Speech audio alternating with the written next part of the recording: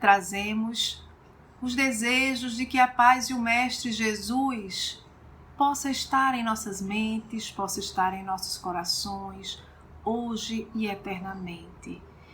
Possa nos fortalecer, possa nos consolar neste momento ainda tão difícil que estamos vivenciando. E hoje estamos aqui para dar início a uma semana comemorativa. Sim, mês passado nós encerramos as comemorações dos 50 anos do Núcleo Espírita Alta de Souza, porque resolvemos comemorar ao longo de todo o ano.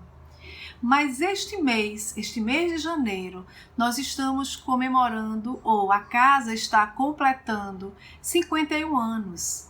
Então estamos comemorando esse 51º aniversário do Núcleo Espírita Alta de Souza. E será uma semana comemorativa. Para aqueles que assistiram Rosaldi em sua palestra do dia 14, agora deste mês, nós, este ano, especificamente em janeiro, estamos comemorando os 160 anos do Livro dos Médiuns.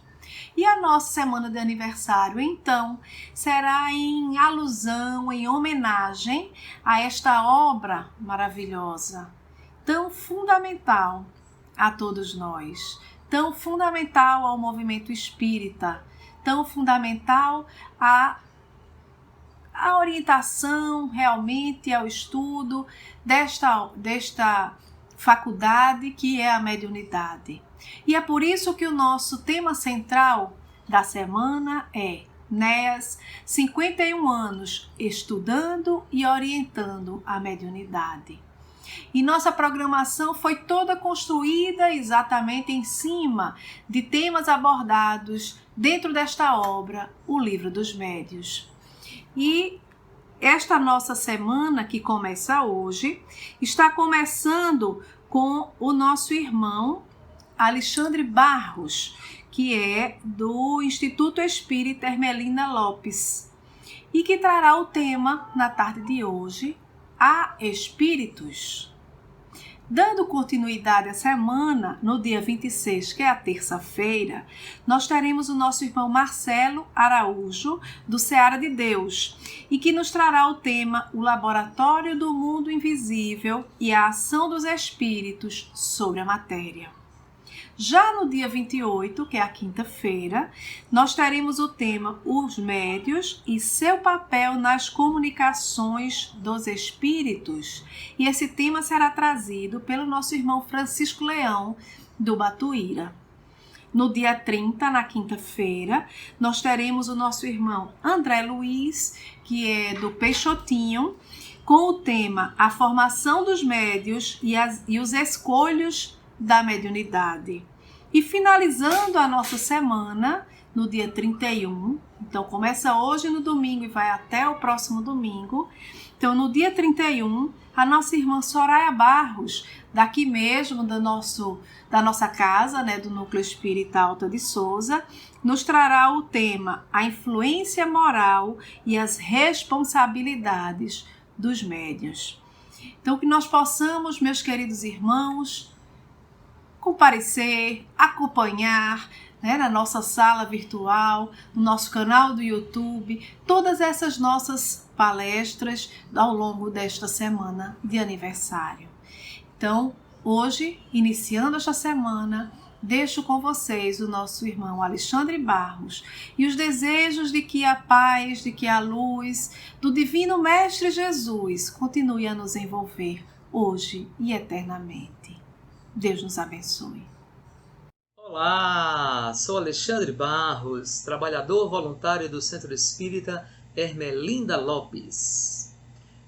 Nesse momento, vamos refletir acerca desta obra aqui, que está na minha mão, o Livro dos Médiuns. Esse livro ele foi lançado por Allan Kardec no dia 15 de janeiro de 1861.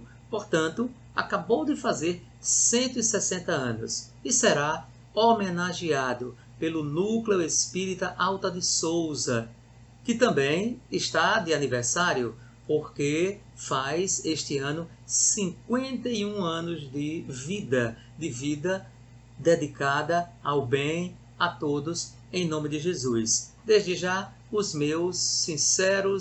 minhas sinceras felicitações, meus parabéns a todos esses trabalhadores maravilhosos do Núcleo Espírita Ermelinda Lopes. E lembrando também que eu sou um colaborador do Ermelinda Lopes, então também eu estou de parabéns.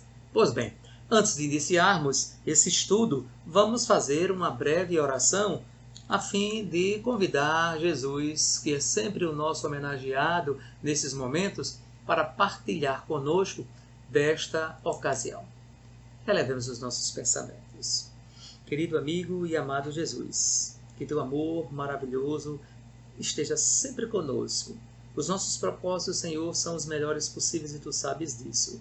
E neste momento, além de querermos te homenagear, queremos homenagear a obra maravilhosa que tu permitiste que nós tivéssemos contato com ela. Eu falo da doutrina espírita e dentro do seu conjunto maravilhoso, esta obra grandiosíssima que tem nos ajudado e nos orientado em muito a conhecermos mais as leis de Deus, os teus ensinamentos e, claro, conscientemente estabelecermos contato com aqueles nossos amigos, nossos irmãos, nossos entes queridos que partiram, estão no mundo espiritual e que tanto sentem saudade de nós e nós também sentimos saudade deles.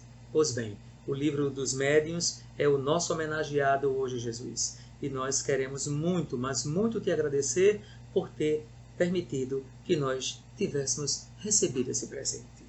Muito grato, Senhor. Ser conosco hoje e sempre. Assim seja.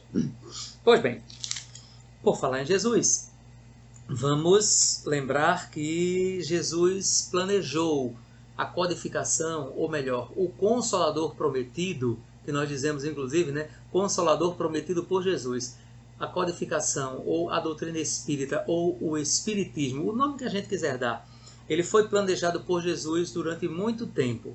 Ele foi tão planejado e por tanto tempo que Jesus, quando esteve conosco há 20 séculos, já falava que ele viria.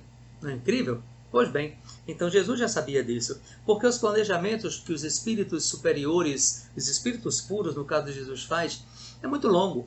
Eles planejam para séculos, às vezes para milênios. Eu digo às vezes porque é o que eu acho pela minha imperfeição, mas eu tenho certeza que Jesus planeja para milênios, o que significam 100, 200, 500, 1000 anos para Jesus um espírito puro. Eu penso que não significa, não vou dizer nada, mas não significa muito. Significa talvez alguns minutos ou horas se nós compararmos a nossa inteligência.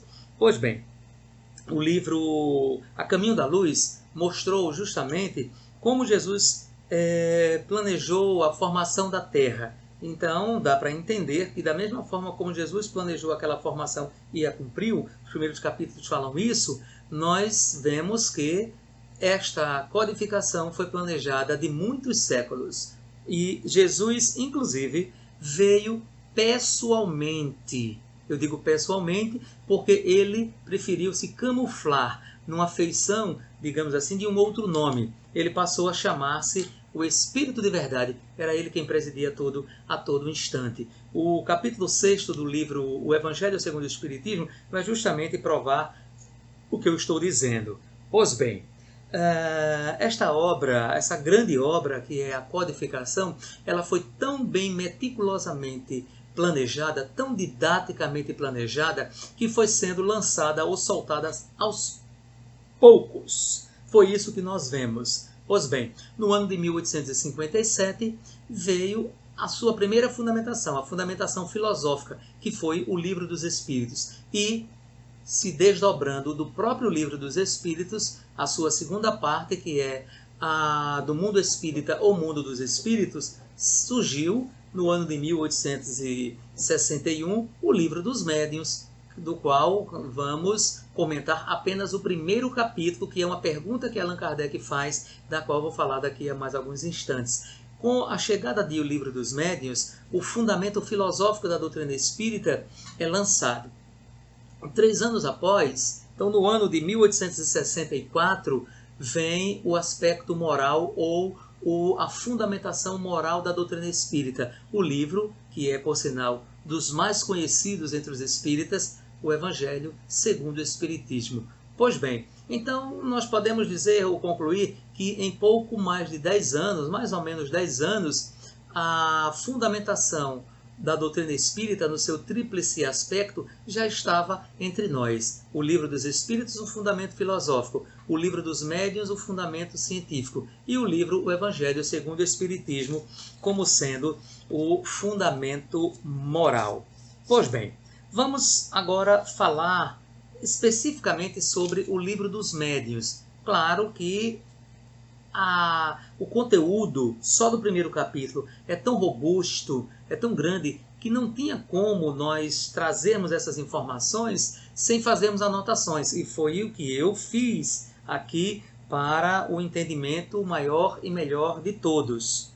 Esse livro, como já foi dito, ele foi publicado no ano de 1861, no dia 14 de janeiro, e foi chamado de O Livro dos Médiuns, ou tem outro nome, Guia dos Médiuns e dos Evocadores. Pois bem, este livro compõe o que Allan Kardec chamou de Espiritismo experimental. Experimental por quê? Porque é fruto das experimentações. E o que é que experimenta? A ciência. A ciência é que faz experimentações. A filosofia é quem argue, é quem questiona, é quem pergunta, é quem responde, enfim. E a moral é quem aplica, ou é que aplica. Então, está aí, mais uma vez, de uma outra forma sendo dita, a fundamentação da doutrina espírita nos seus 3 aspectos. Pois bem, continuando as nossas leituras aqui bem rápidas, diz assim que o Espiritismo ele é experimental, né, este livro, que consiste, em resumo, no ensino especial dos espíritos sobre a teoria de todos os gêneros de manifestações mediúnicas, os meios de comunicação com o mundo invisível, o desenvolvimento da mediunidade, as dificuldades e tropeços que se podem encontrar na prática do espiritismo, constituindo esta obra, na verdade, esse desdobramento do qual nós já falamos, que é a segunda parte de O Livro dos Espíritos.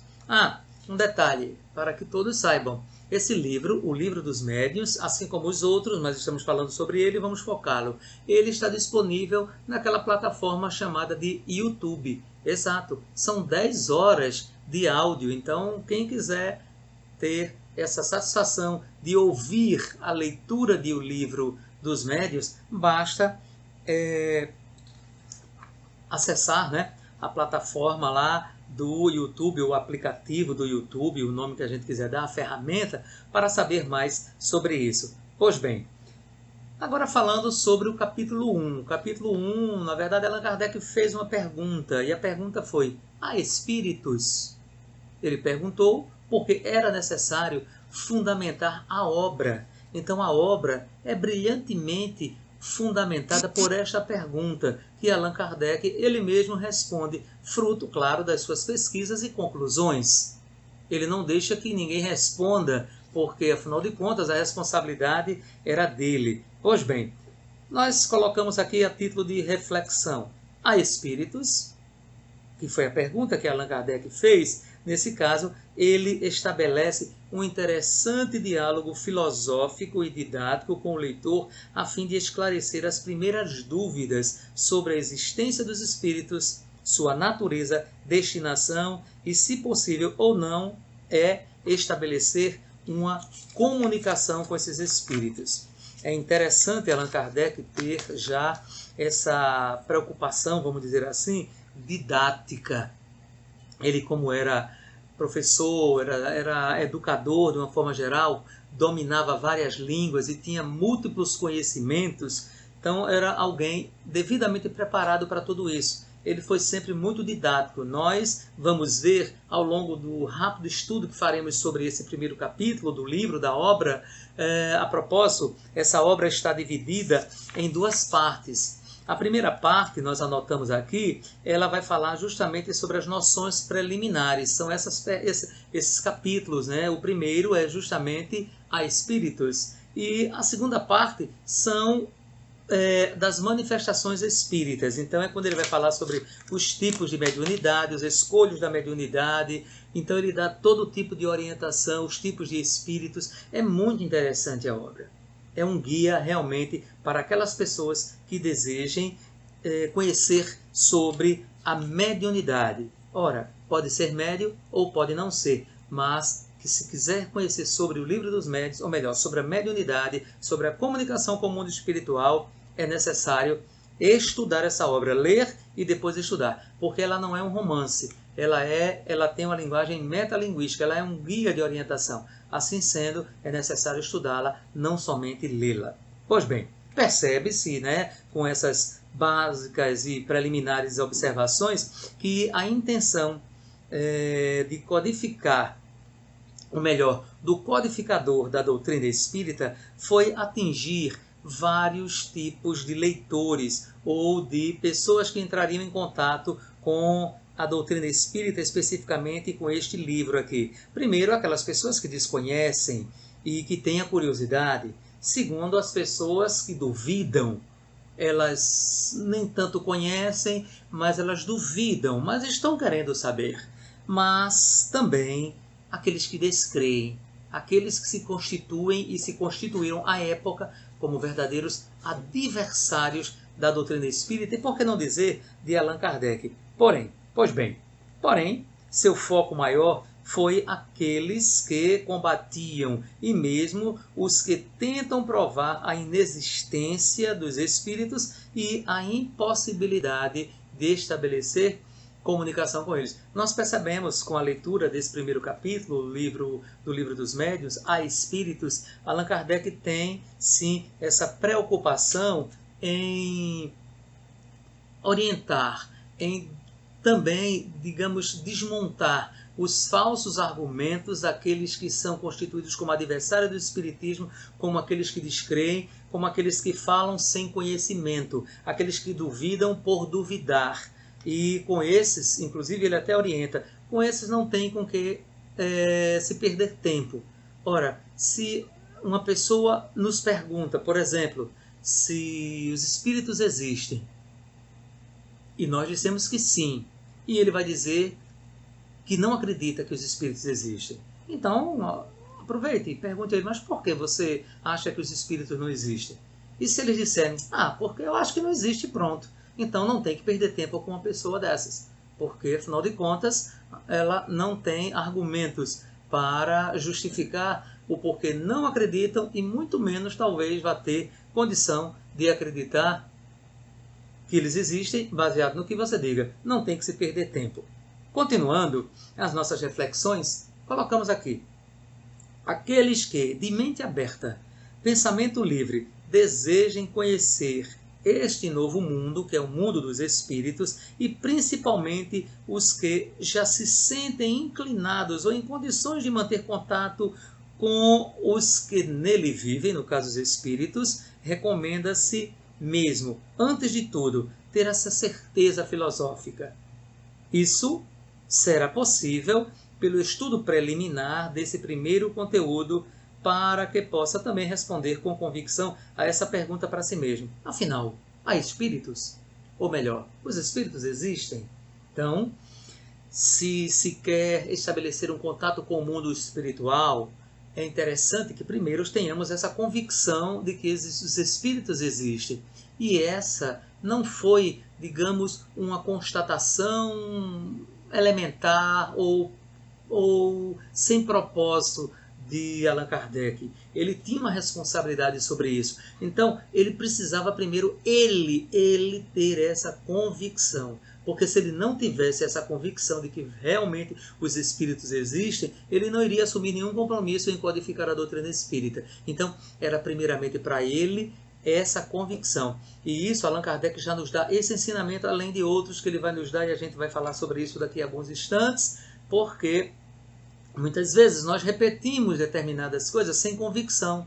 Nós dizemos que acreditamos, mas com qual convicção nós acreditamos? Baseado em quê? É necessário ao espírita consciente e responsável ter essas bases filosóficas, científicas e morais dentro de si. Afinal de contas, nós precisamos edificar a nossa chamada fé raciocinada, tendo como base o conhecimento da doutrina espírita e não apenas a informação. É ter muito cuidado quanto a isso. E aí, para terminar esse nosso primeiro momento, eu vou me dirigir exatamente a você. Mas eu também me dirigi a mim mesmo. Eu estou me dirigindo a todos nós que nos consideramos espíritas conscientes.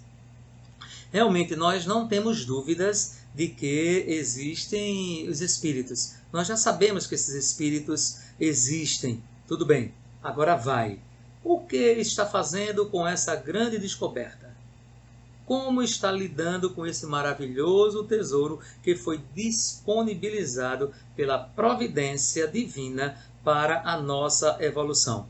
Eis aí uma oportunidade muito proveitosa para a nossa reflexão. Pois bem, nós que somos espíritas e nos tornamos espíritas porque acreditávamos na existência dos espíritos, na comunicabilidade com eles, no intercâmbio, na existência do mundo espiritual, enfim, os princípios básicos da doutrina espírita. Então digamos que essa dificuldade nós já transpusemos, nós já superamos. Tudo bem, mas o que estamos fazendo com ela? Como estamos lidando com os espíritos, com o mundo espiritual, com todo esse tesouro que nós recebemos? Esta é a questão. Agora vamos, de forma muito específica, agora direta, cair no estudo do primeiro livro, ou melhor, do primeiro capítulo do livro, O Livro dos Médiuns, com a questão a espíritos. Pois bem, existem pessoas que tentam argumentar a existência, ou melhor, a não existência dos espíritos. Como quer dizer assim? Nos questionando, perguntando a nós, a mim, a você que me ouve, em sendo espírita, ou pelo menos sendo espiritualista, quais são os argumentos que você tem para provar a existência dos espíritos? Então, ao invés de nós respondermos, foi o que nós já havíamos dito, e por que não perguntar a eles, e você? Quais são os argumentos que você tem para dizer que eles não existem? Seria melhor nós primeiro tirarmos dessas pessoas quais são as opiniões, quais são as informações dela, para depois nós colocarmos a nossa. Pois bem, é interessante fazermos isso inicialmente para, de certa forma, inverter a situação. O Espiritismo chegou a um momento, a uma fase da sua, digamos, da sua existência, né? Tem pouco mais de 160 anos entre nós, e é interessante nós já nos colocarmos numa condição de não ficarmos reféns desses argumentos, dessas perguntas, dessas dúvidas. Interessante é mesmo nós agora invertermos a situação. Ora, se você duvida da doutrina espírita, ao invés de eu gastar minha energia e meu tempo dizendo por que a doutrina espírita existe, por que os seus fundamentos existem, é melhor a gente perguntar àquelas pessoas que desde que estejam interessadas, e por que não existem? Então, é melhor nós irmos na esteira daquele que anda para nos orientar sobre as respostas que vamos dar às suas perguntas, do que nos desdobrarmos, gastarmos energia e tempo a construir argumentos àqueles que talvez, sinceramente, nem estejam interessados em saber sobre isso. Claro, eu estou falando no tempo de hoje, estou falando para nós. Mas vamos voltar para a época de Allan Kardec. Allan Kardec estava lidando naquele momento com informações que iriam entrar em choque direto, principalmente com os dogmas da igreja, porque ele iria questionar determinados dogmas. Nós vamos ver isso nesse capítulo a Espíritos, porque Allan Kardec vai entrar em choque com os dogmas acerca de céu, de inferno, de penas e recompensas futuras, da existência de anjos, de demônios. É interessante. E também, claro, da possibilidade ou não da comunicabilidade com os espíritos. Allan Kardec vai entrar em confronto com o meio acadêmico, porque os filósofos, os cientistas, eles vão questionar Allan Kardec, e principalmente os religiosos, mas também a sociedade como um todo, que passou a ter contato com o Livro dos Espíritos, depois com o Livro dos Médiuns, chegou a publicar determinadas de fazer determinados questionamentos, né, levando Allan Kardec a publicar respostas específicas, mas que o Livro dos Médiuns conseguiram dar conta em relação a isso. Pois bem, então, seguindo as nossas reflexões, vamos primeiramente colocar 3 situações, 3 lições que o nosso querido codificador nos apresentou. Ele nos deu 3 ensinamentos, pelo menos na minha visão. Claro que existem muitos outros, mas inicialmente 3 lições ele nos deu quando eu li esse capítulo a Espíritos. A primeira foi a de que, se você quer defender uma ideia, uma tese, uma suposição, estude sobre ela, pesquise sobre ela, conheça, domine, para que quando for travar um argumento, um diálogo com quem quer que seja, você tenha as bases fundamentadas dentro de você mesma. De você mesmo.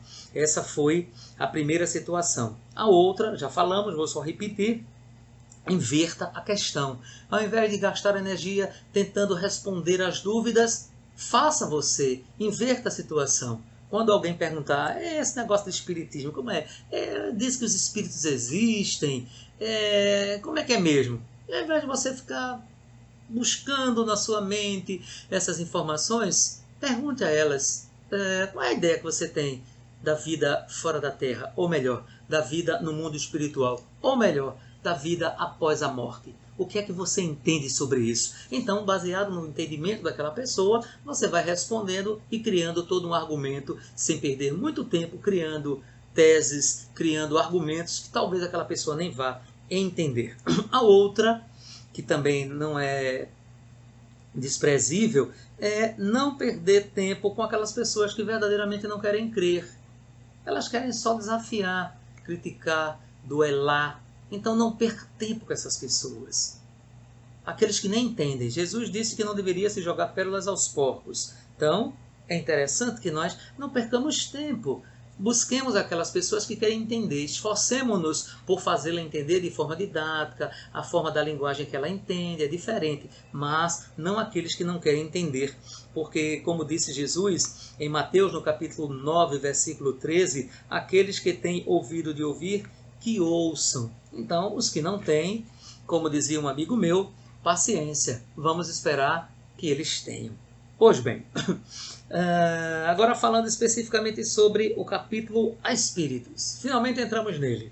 É muito conteúdo, mas vamos lá. A dúvida primeira, a principal dúvida, é sobre a verdadeira natureza dos espíritos. Allan Kardec percebeu que as pessoas que discordam ou que desconhecem a existência dos espíritos ou duvidam, é porque elas não têm essa noção sobre a verdadeira natureza desses espíritos. Pensam que são seres à parte, que foram criados e que entram em contato conosco e que não estão nem aqui entre nós, não estão na Terra. Ora, esse é fruto do desconhecimento, digamos, do chamado princípio inteligente fora da matéria. É esse desconhecimento, é isso, exatamente isso que Allan Kardec usa como fundamento. Eles não têm o conhecimento justamente desse princípio inteligente fora da matéria. Ora, não entendem que depois da morte esse princípio inteligente sobrevive. Ele sobrevive, ele conserva a sua individualidade, sua inteligência, seus sentimentos. E, incrível, eles vão habitar algum lugar, eles vão para algum lugar e lá eles vivem como nós vivemos aqui.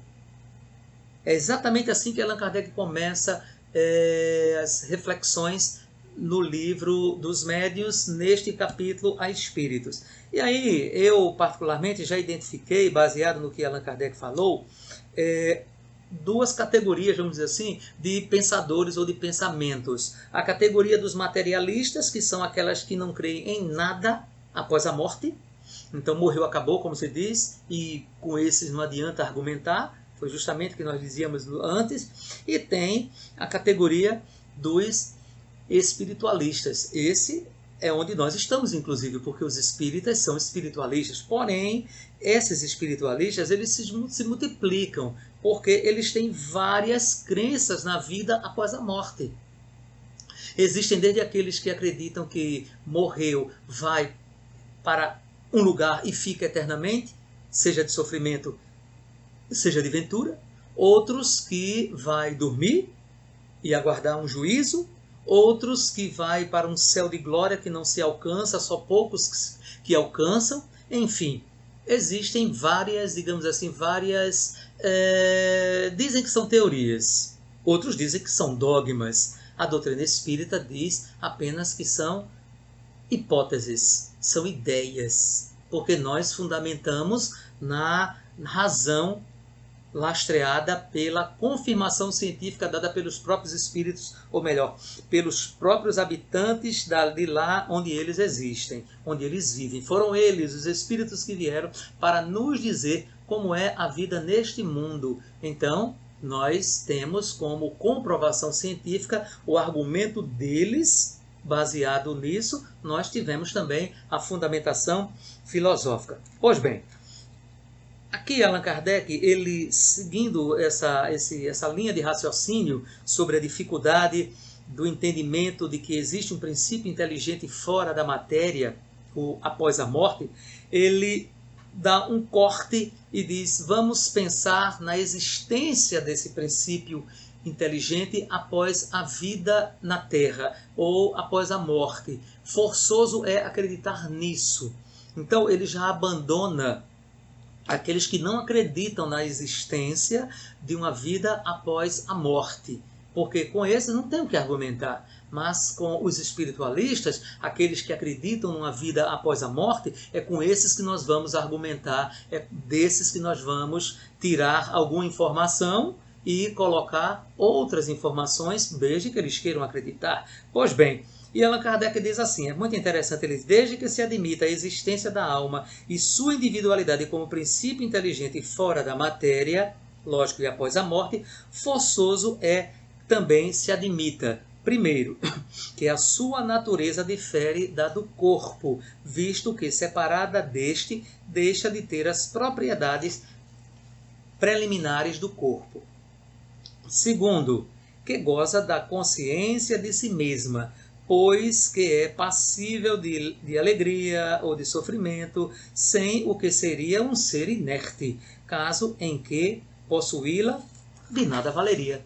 Então, daí ele começa já a nos mostrar ou a nos direcionar que, se nós acreditamos que existe vida após a morte, ou seja, o princípio inteligente, ele sobrevive à morte do corpo ou sobrevive à vida após a morte do corpo físico, ele há de ser alguma coisa. E o que é que ele é? O que é que ele tem? O que é que ele compõe? Ora, ele continua tendo sensações, sentimento, inteligência, enfim, continua sendo uma individualidade, só que há alguma coisa que difere, porque perdendo o corpo existe uma diferença.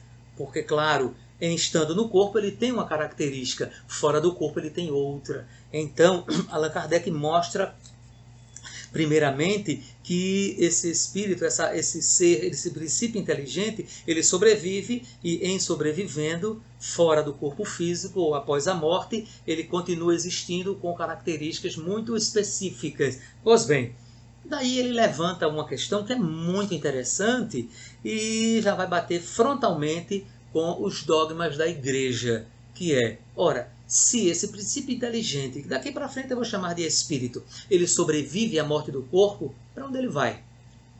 Ele vai para onde? Ele fica onde? Ele mora onde? Ele se acumula onde? Sei lá.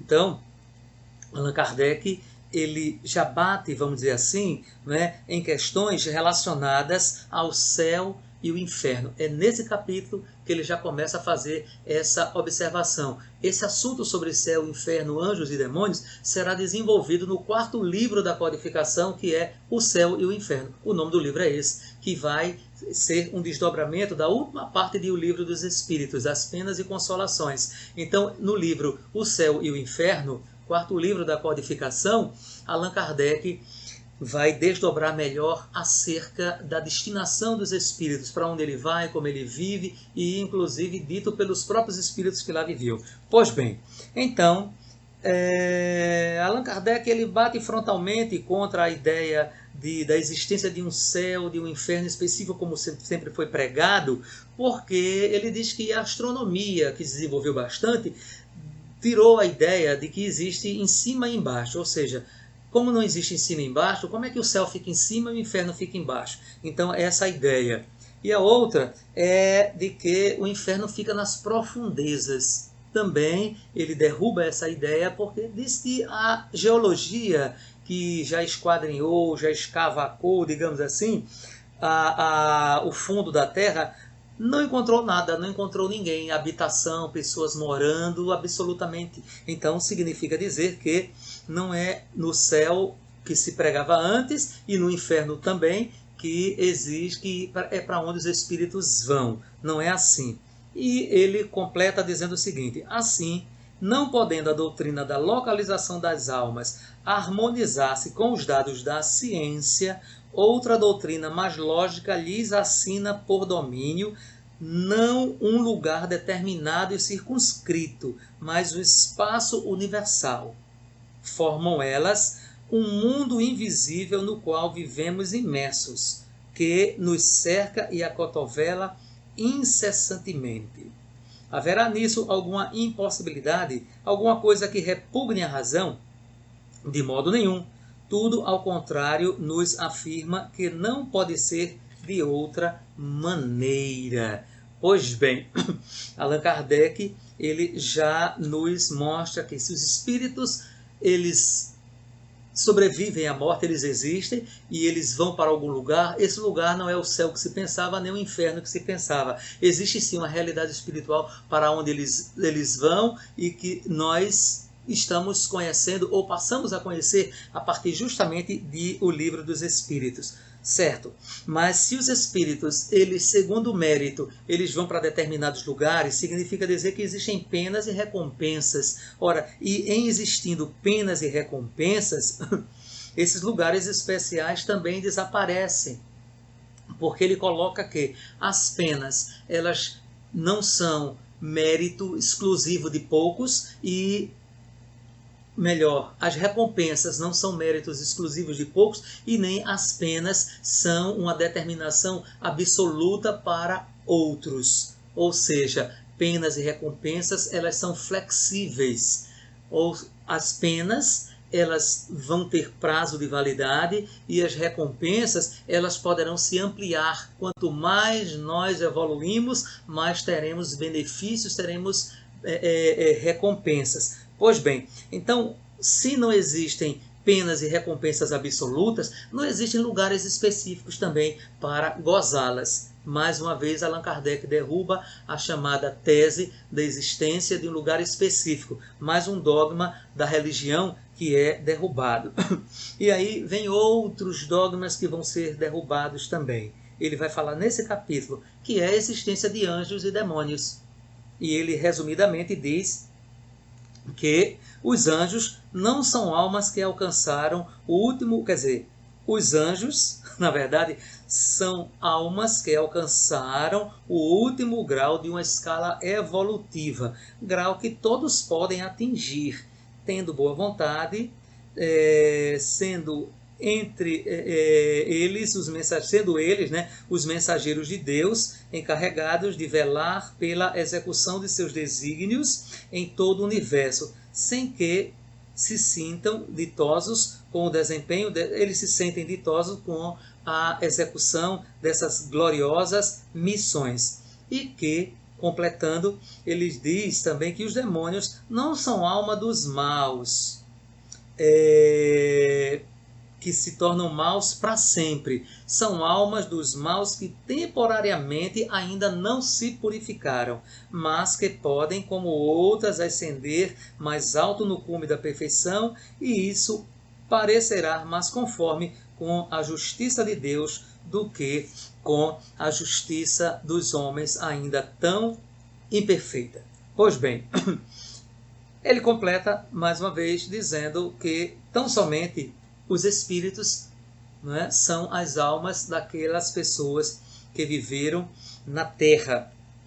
E, mais uma vez, ele reforça que a falta do conhecimento sobre a natureza dos espíritos é que leva-nos a cometer esses equívocos, ou levaram-nos no passado a cometer esses equívocos, e que agora já não são mais possíveis de serem cometidos, porque a doutrina espírita veio para esclarecer sobre tudo isso. Inclusive, ele dá detalhes que o Livro dos Espíritos traz, e o Livro dos Médiuns também vai trazer, dizendo o quê? O ser, como você está me vendo agora, e claro que eu sei que você que me vê é igual a mim nesse aspecto, é formado, digamos assim, de 3 partes. Nós somos espíritos, que é a chamada essência, é o princípio essencial, que é o ser principal, que é ele que sobrevive à morte, que é ele que conserva a sua individualidade, inteligência e sentimentos. O corpo, que é esse que você está vendo aí, né? Estou apontando aqui, ó, esse corpo aqui é o que você está vendo, que é o meu. E se você quiser, você vê o seu também, só abrir os olhos. E esse se destrói. Ele é só um acessório para estarmos na Terra. E o perispírito, que esse é, digamos assim, brilhantemente um lamentável desconhecido da maioria da humanidade.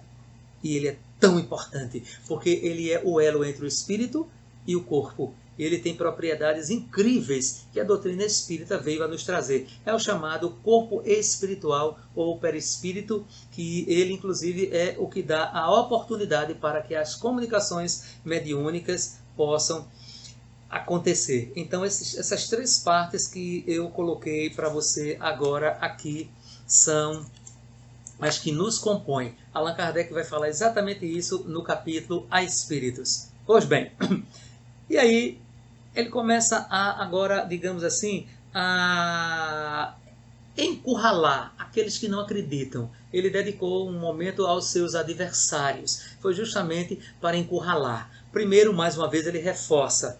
Ele diz assim, eu vou até ler para você porque ele diz assim: a existência da alma e a de Deus é a base de toda crença.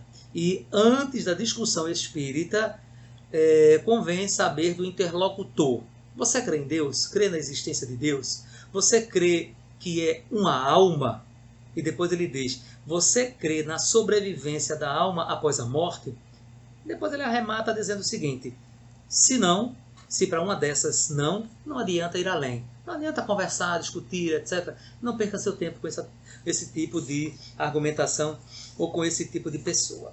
Pois bem, agora ele vai dizer, através de perguntas, é muito interessante, por que os espíritos não poderiam se comunicar?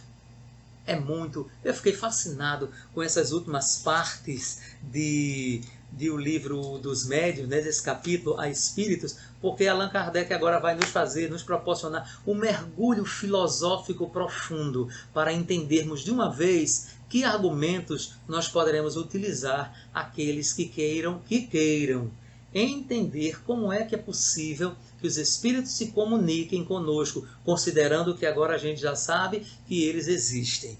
Pois bem, ele diz assim, mas afinal, o espírito pode se comunicar conosco? E aí vem, por que não? Isso é o que está em O Livro dos Médiuns, tá? E por que não? Ora, o que é esse ser se não o espírito encarnado num corpo físico? Por que não há de o espírito livre se comunicar com o espírito cativo como uma pessoa livre faz com alguém que esteja na prisão? Ele começa dizendo assim, depois ele continua, desde que se admita a sobrevivência da alma, será racional que não admitamos a sobrevivência dos seus afetos e dos seus sentimentos? Ora, ele já falou sobre isso, ele só está repetindo. E demais, ele vai continuar dizendo assim, se as almas estão por toda parte, não será natural crermos que a de um ente querido se aproxime de nós e deseje se comunicar, servindo-se para tal dos meios que dispunha. Quando vivo, não atuava ele sobre a matéria do seu próprio corpo, como agora nós estamos fazendo, né? Não era ele quem lhe dirigia os movimentos? Essa é mais uma pergunta. E aí ele termina essa parte com mais 2 perguntas. Ele diz assim, por que razão, depois de morto, dispondo de um intermediário, estaria impedido de exprimir seu pensamento e seu sentimento? Afinal, não é assim que faz um mudo para ser compreendido, utilizando-se de uma pessoa que possa lhe servir de meio de comunicação? Ora, não é assim que as pessoas fazem. Então, comunica a alguém que tem, né, domina a chamada linguagem, né, de comunicação dos surdos, ou seja, a linguagem chamada de Libras. Então, essas pessoas comunicam o pensamento daqueles que não podem falar através da articulação que nós utilizamos nesse momento. Pois bem, então, é esse primeiro argumento. E para terminar, para arrematar de forma brilhante, Allan Kardec faz toda uma dissertação que é justamente o final do capítulo sobre a espíritos. Ele diz assim, que os incrédulos provem não por simples negativas, visto que suas opiniões pessoais não podem se constituir leis, mas por razões lógicas que tal não pode se dar. Ou seja, se uma pessoa diz que não é possível que as pessoas se comuniquem, ou seja, que os espíritos se comuniquem, então eles provem através, digamos assim, de uma razão lógica, e não apenas dizendo, não acredito, por que não acredito? Porque não é possível. Ora, isso aí não diz nada por si só. A opinião dele não se constitui lei, como diz Allan Kardec. E ele continua dizendo assim, valendo-se de argumentos filosóficos e comprovação científica, quando resolvem apreciar os fatos espíritas, com auxílio das leis da matéria, mas tendo que partir sempre do princípio da existência e sobrevivência da alma, espera-se que os incrédulos e contraditores provem por A mais B o seguinte. Ora, ele quer dizer o seguinte, se você está querendo provar que espíritos não existem e que eles não podem se comunicar, então é necessário que antes disso você tem que obrigatoriamente, principalmente, provar que, se você quer provar que os espíritos não se comunicam, prove que eles existem. E faça isso através de comprovações científicas. É o que ele diz aqui.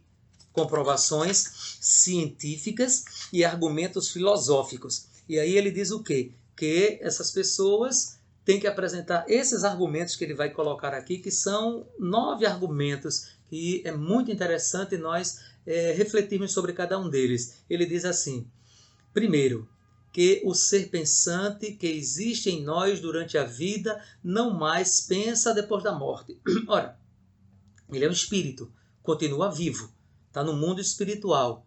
Ora, mas depois que ele está no mundo espiritual, ele deixa de pensar? Ele continua existindo, mas deixa de pensar? É esse o argumento. Vou ler de novo só para a gente seguir a sequência, porque eu não queria quebrar essa sequência com meus argumentos ou com meus comentários. Vou ler de uma vez as 9 proposições que Allan Kardec coloca como desafio àqueles que defendem que os espíritos existem, são os espiritualistas, mas que admitem a impossibilidade da comunicação deles conosco ou com o mundo físico como nós estamos aqui. E ele coloca assim, primeira proposição, ele diz assim, que o ser pensante que existe em nós durante a vida não mais pensa depois da morte. 2, que se continua a pensar, está inibido de pensar naqueles a quem amou. 3, que se pensa nestes, não cogita de se comunicar com eles. 4, que podendo estar em toda parte, não pode estar ao nosso lado. 5, que podendo estar ao nosso lado, não pode comunicar-se conosco. 6, que não pode, por meio de um envoltório fluídico, atuar sobre uma matéria inerte. 7, que, sendo-lhe possível atuar sobre a matéria inerte, não pode atuar sobre um ser animado. 8, que, tendo a possibilidade de atuar sobre um ser animado, não lhe pode dirigir a mão para fazê-lo escrever. E 9, que tem a ver com o primeiro, que, podendo fazê-lo escrever, que não pode responder às perguntas nem lhe transmitir os seus pensamentos. Não é incrível? Pois bem, Allan Kardec coloca de forma didática, filosófica, argumentos que comprovam não só a existência dos espíritos, como também a possibilidade permitida por Deus de eles se comunicarem conosco. Pois bem, concluindo, ele coloca assim, quando os adversários do Espiritismo nos provarem que isto é impossível, podemos considerar-lhes fundamentadas as suas dúvidas. Infelizmente, até hoje, toda a argumentação a que recorrem se resume nestas palavras: não creio, logo isto é impossível. Dirão que cabe a nós provar a realidade das manifestações, mas já lhe demos pelos fatos e pelo raciocínio a prova de que elas são reais. Isso é Allan Kardec falando. Mas, se não admitem nenhuma nem outra coisa, se chegam mesmo a negar o que veem, serão eles quem deverão provar que nosso raciocínio é falso e que os fatos são impossíveis. Ele vem falando sobre isso e eu venho comentando com você desde o começo. E aí, para terminarmos, o livro termina aí. Ou seja, o primeiro capítulo do livro A Espíritos termina aí. E nós, né, agora aqui é, digamos, como uma conclusão que eu fiz questão de colocar para você que é espírita, o espírita consciente que estuda, que tem essa consciência acerca da existência dos espíritos, da comunicação com os espíritos, eu coloquei assim: enquanto isso, já que nós espíritas seguimos acreditando tanto na sobrevivência quanto na comunicação com os espíritos após a morte, fomos agraciados a partir dos anos de 1940 por André Luiz, através das magníficas mãos de Francisco Cândido Xavier, com a grandiosa e consagrada obra Nosso Lar, que está aqui. Então é um conjunto de romances, né? Um conjunto de dissertações belíssimas das experiências maravilhosas que o espírito André Luiz, através de Chico Xavier, nos traz para essa confirmação dessa possibilidade palpável, comprovada da doutrina espírita de que não só os espíritos existem, como eles podem se comunicar conosco, transmitir os seus pensamentos e até os seus sentimentos e nos orientar também quanto à nossa evolução. Assim, para os verdadeiros espíritas, confirma-se a máxima de Jesus que consta em João, capítulo 20, versículo 29. Bem-aventurados aqueles que não viram e creram. É o que nós temos a dizer. Pois bem, este é o primeiro de vários momentos que teremos com o estudo, com a reflexão desta obra magnífica, O Livro dos Médiuns, que Allan Kardec nos trouxe para nos esclarecer e orientar e, consequentemente, contribuir para a nossa evolução. Pois bem, vamos orar para agradecer a Deus por isso e por muito mais? Oremos. Querido e amado Jesus, a Te agradecemos, Senhor, maravilhosamente, por essa oportunidade de reflexão acerca da doutrina espírita que benditamente enviastes para nós como Consolador prometido, que Tu mesmo o presidiste na feição de o Espírito da Verdade. Agradecemos profundamente, Senhor. Nós que neste momento estamos contritos no nosso pensamento, podemos dizer de nós para nós mesmos: se nós não acreditássemos na existência dos espíritos, se nós não acreditássemos na existência do mundo espiritual, se nós não acreditássemos nessa intercomunicação entre esses dois mundos, o que seríamos agora? Onde estaríamos agora? Pois bem, nós não precisamos pensar nisso, porque ao contrário de tudo isso, nós acreditamos e muito bem. Muito grato, Jesus, por essas oportunidades, pelo Teu carinho, pelo Teu amor e pelo cuidado que tens com todos nós. Assim seja.